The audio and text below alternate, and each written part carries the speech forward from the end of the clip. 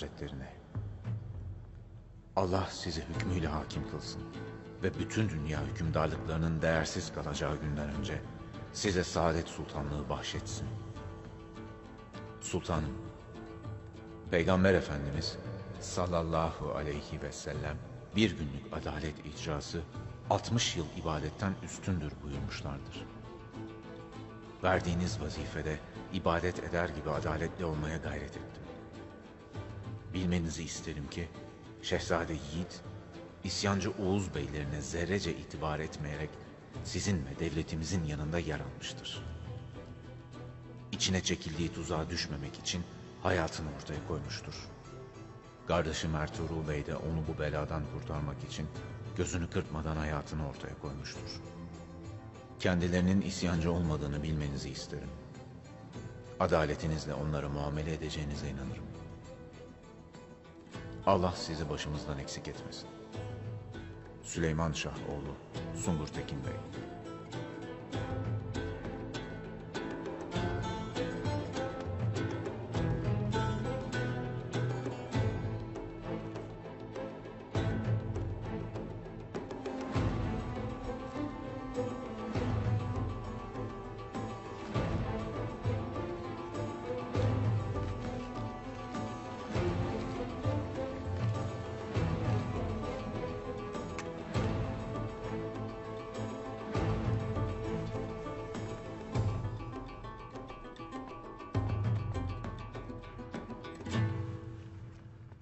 Yanınıza ayağa tez çokça atın.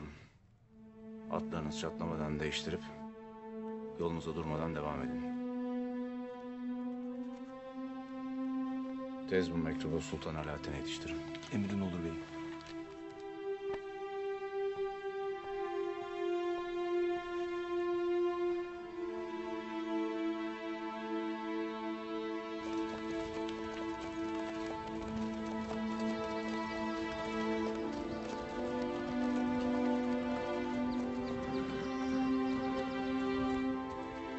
İnin atlardan.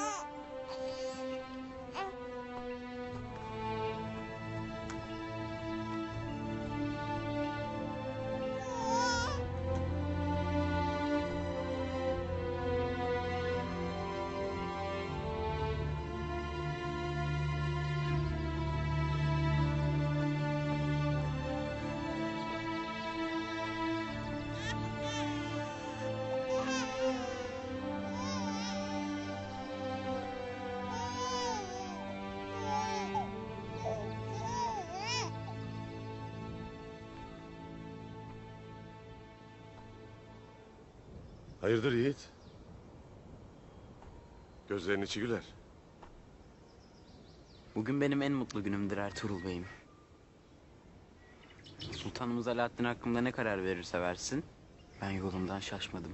Sen de her daim yanımda oldun. Ablamı sarayların sultanı etmesen de gönlünün sultanı ettin.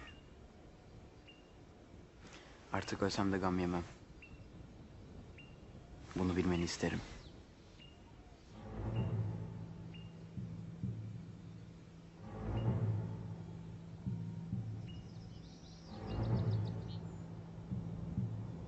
Sultanımız anlattıklarımıza yüz çevirmeyecektir Yiğit. Hakikati öğrendiğinde de akla kara ortaya çıkacaktır. Bundan sonra hep beraber huzur içinde yaşayacağız inşallah. İnşallah.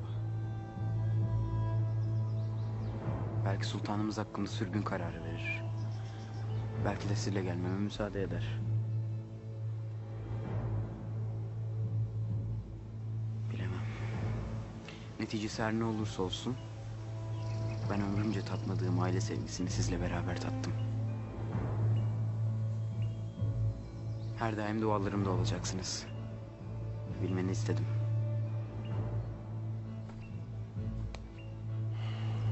Eyvallah Yiğit.